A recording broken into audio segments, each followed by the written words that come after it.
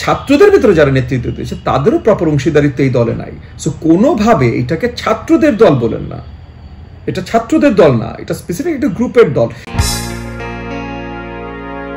প্রথমত মাননীয় প্রধান উপদেষ্টা যখন এই কথাগুলো বলেছেন, আমার মনে হয় কিছু দূর উনি স্নেহের জায়গা থেকে বলেছেন যে তরুণরা এত কষ্ট করেছে, বাট মনে করেন যদি ওইভাবে বলেন এই আন্দোলনটা কোনো এজ গ্রুপের ছিল না, কোনো সোশ্যাল স্টেটাসের ছিল না, কোনো ইকোনমিক স্টেটাসের ছিল না, এটা সবার আন্দোলন ছিল।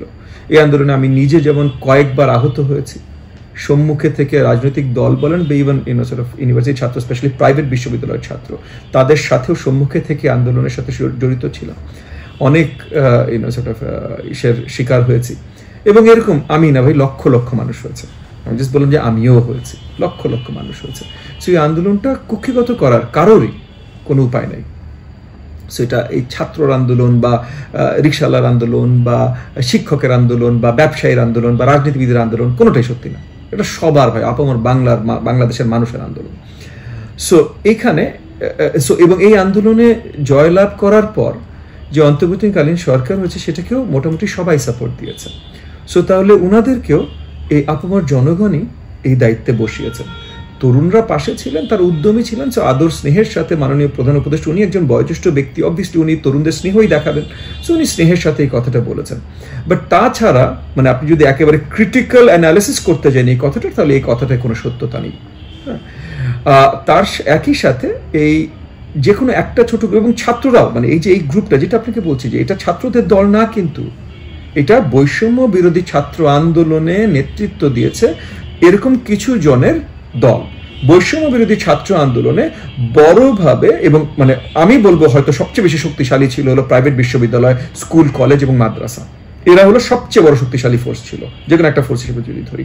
তাদের কোনো রিপ্রেজেন্টেশন এই বৈষম্য বিরোধী ছাত্র আন্দোলন যে নেতৃত্বের দল হয়েছে এনসিপিতে তাদের কোনো বড় কোনো রিপ্রেজেন্টেশন নেই। না মাদ্রাসার প্রপার রিপ্রেজেন্টেশন আছে, না প্রাইভেট বিশ্ববিদ্যালয়ের প্রপার রিপ্রেজেন্টেশন আছে। এবং আমরা ইতিমধ্যে এমনও দেখেছি যে প্রাইভেট বিশ্ববিদ্যালয়ে যারা নেতৃত্ব দিয়েছিলেন এর মধ্যে কয়েকজন আমার সাথে ছিলেন, মানে আমি তাদের সাথে ছিলাম 18 তারিখ, জুলাই 18 তারিখ, 19 তারিখ একসাথে আহত হয়েছি।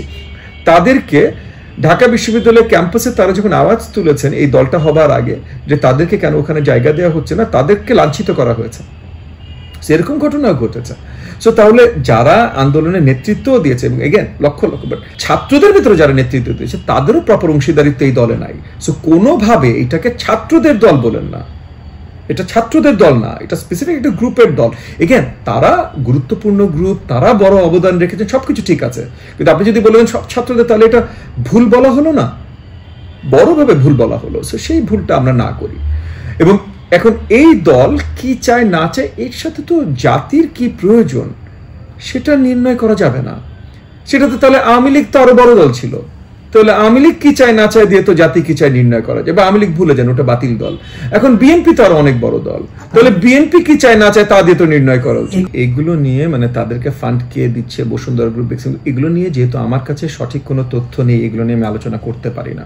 হয়তো করছে, হয়তো করছে না, কিন্তু হয়তোর উপরে ভিত্তি করে আমি কাউকে দোষারোপ করব বা নিন্দা জানাবো, এটা হতে পারে না। যদি এটা হয়ে থাকে তাহলে খুব খারাপ, কিন্তু যেহেতু আমি জানি না, আমি এটা নিয়ে মন্তব্য করতে পারছি না।